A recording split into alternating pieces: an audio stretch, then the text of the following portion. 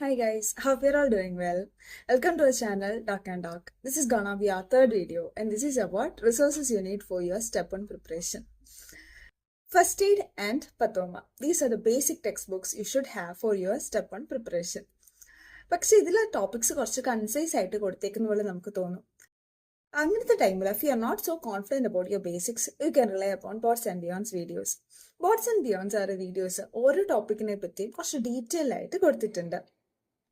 Once you see those videos പിന്നെ നമുക്ക് text book വായിക്കുമ്പോൾ കുറച്ചും കൂടെ ഈസി ആയിട്ട് തോന്നും. അതേപോലെ പത്തോമയുടെ QR കോഡ് സ്കാൻ ചെയ്ത് കഴിഞ്ഞാൽ പത്തോമയുടെ വീഡിയോസ് കാണാനായിട്ട് പറ്റും.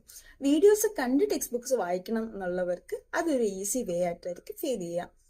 പക്ഷേ എവ്രി കോമ്പറ്റേറ്റീവ് എക്സാം നമ്മൾ നോക്കുകയാണെന്നുണ്ടെങ്കിൽ if it is NEET PG, PLAB, USMLE, question and time management അതാണ് ഒരു മെയിൻ പാർട്ട് എന്ന് പറയുന്നത്. സോ UWorld എന്ന് പറയുന്ന app that is actually something you have to subscribe. UWorld നമുക്ക് സബ്സ്ക്രിപ്ഷൻസ് 1 month സബ്സ്ക്രിപ്ഷൻ ഉണ്ട്, 3 months, 6 months അങ്ങനെയൊക്കെ സബ്സ്ക്രിപ്ഷൻസ് ഉണ്ട്. ഞാൻ എടുത്തത് 6 month സബ്സ്ക്രിപ്ഷൻ ആയിരുന്നു. സോ നമ്മൾ UWorldൽ നമുക്കിപ്പോൾ suppose you are having step 1 ഒരു 3000 ക്വസ്റ്റ്യൻസ് ഉണ്ടെങ്കിൽ you will be dividing that into 40 questions ഉള്ള ഓരോ ബ്ലോക്കുകളായിട്ടായിരിക്കും നമ്മൾ ചെയ്യുന്നത്.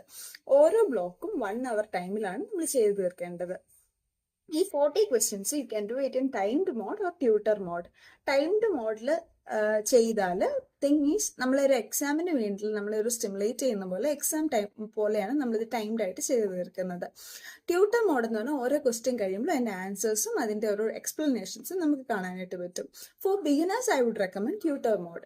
Because all on a sudden നമ്മൾ ട്യൂട്ടർ മോഡ് ടൈംഡ് മോഡിലേക്ക് പോയി കഴിഞ്ഞാൽ നമുക്ക് പെട്ടെന്നൊരു കോൺഫിഡൻസ് ഡ്രോപ്പ് ആകുന്ന പോലെ തോന്നാൻ സാധ്യതയുണ്ട്.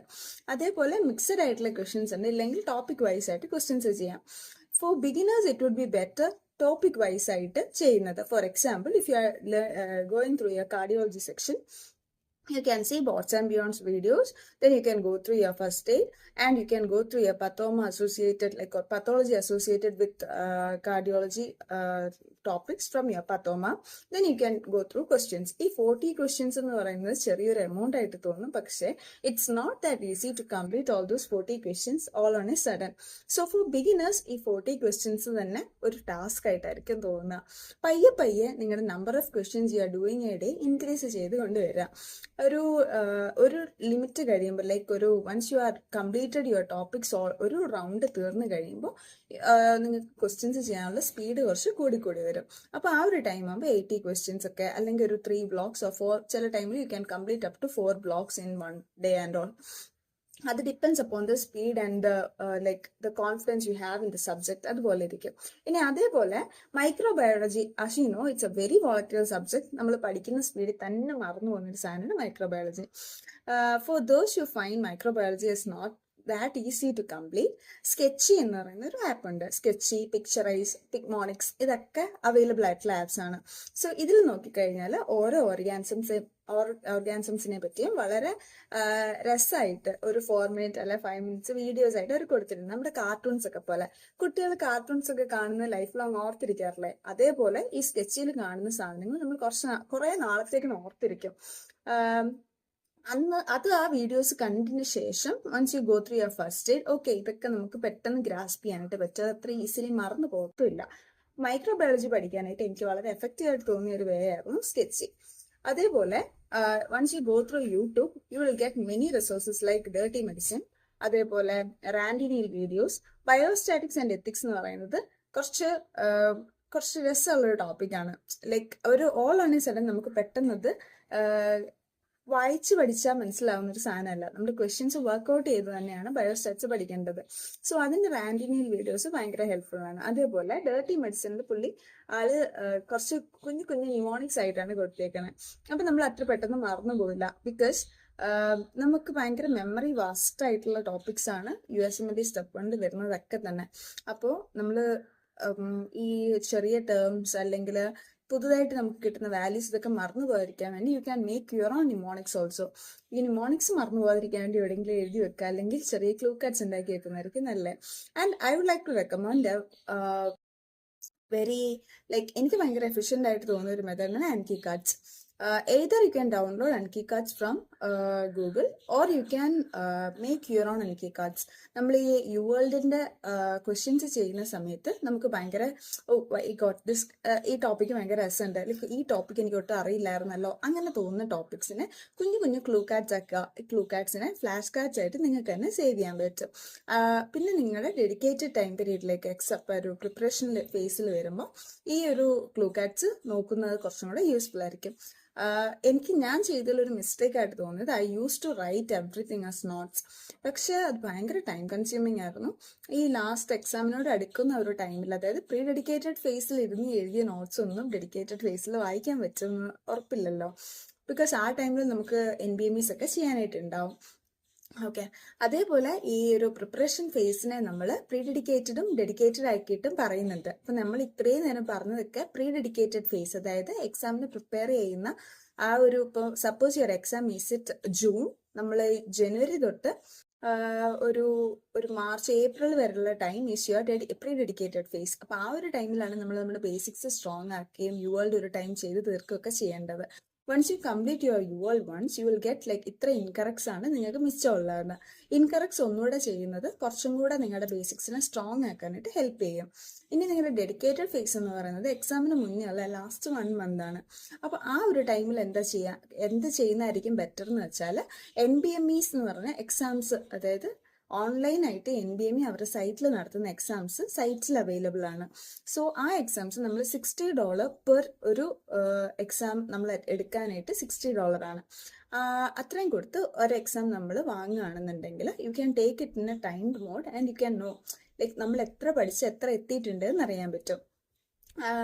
സ്റ്റെപ്പ് 1ന് വേണ്ടിയിൽ ഇപ്പം നിലവിൽ 22-32 വരെയുള്ള NBMEs ആണ് ഓൺലൈനായിട്ട് അവൈലബിൾ ആയിട്ടുള്ളത്. ഇതിൽ നിങ്ങൾക്ക് ഏറ്റവും റെലവെൻ്റ് എന്ന് തോന്നുന്നത് എനിക്ക് 28-30 ഒക്കെ വളരെ റിലവൻ്റ് ആയിട്ട് തോന്നിയായിരുന്നു. സോ അതൊക്കെ ചെയ്ത് നോക്കാം. നിങ്ങളുടെ സ്കോർ ഒരു 68% മേലെ വരുന്നുണ്ടെങ്കിൽ ഓക്കെ, യു ഹാവ് ലൈക്ക് നമ്മളെ ആ ഒരു പാസ് സ്കോറിന്റെ മേലിൽ എത്തിയിട്ടുണ്ട് എന്നുള്ളതാ.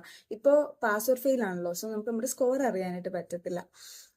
ഓക്കെ, അപ്പൊ ഈ NBMEs ഒക്കെ ചെയ്യുന്നത് നമ്മുടെ ഡെഡിക്കേറ്റഡ് ഫേസിലാണ്. ഈ അതും കഴിഞ്ഞ് വരുന്ന ഒരു സാധനമാണ് ഫ്രീ 120. ഫ്രീ 120 എന്ന് പറയുന്നത് നമ്മൾ വെറുതെ ഗൂഗിളിൽ ഫ്രീ 120 ഫോർ സ്റ്റെപ്പ് 1 USML അടിച്ചു കൊടുത്താൽ യു വിൽ ഗെറ്റ് 120 ക്വസ്റ്റ്യൻസ്. അത് ടൈമിന്റെ മോഡിൽ ചെയ്ത് നോക്കുക. അപ്പോഴും പെർസെൻറ്റേജിലാണ് സ്കോർ വരിക. അത് ചെയ്ത് കഴിയുമ്പോഴത്തേക്കിനും വിൽ ഗെറ്റ് എൻ ഐഡിയ. നമ്മൾ ഒറിജിനൽ സ്കോറിനോട് കുറച്ച് അടുത്തുള്ളൊരു മാർക്കായിരിക്കും നമുക്ക് വരിക. If you are not that confident, നമുക്ക് എക്സാം ഡേറ്റ് പോസ്റ്റ്പോൺ ചെയ്യാനായിട്ടൊക്കെ പറ്റും. So these are the main resources. പക്ഷെ നമ്മൾ യൂട്യൂബിലൊക്കെ സെർച്ച് ചെയ്ത് നോക്കിക്കഴിഞ്ഞാൽ ഒരുപാട് റിസോഴ്സസ് കിടക്കുന്ന കാണാൻ പറ്റും. ഹൈഗുരു, അതേപോലെ ലൈക്ക് ഒരുപാട് റിസോഴ്സസ് ഉണ്ട്. നമുക്ക് ഭയങ്കര കൺഫ്യൂസ്ഡ് ആവും ഇതിലിപ്പോൾ ഏതൊക്കെയാണ് പഠിക്കണ്ടേ, ഏതൊക്കെയാണ് നോക്കണ്ടേ എന്നൊക്കെ പറഞ്ഞിട്ട്. പക്ഷെ എല്ലാ റിസോഴ്സസും കൂടെ നോക്കിയിട്ട് ഉള്ള ടൈം വേസ്റ്റ് ചെയ്യണ്ട.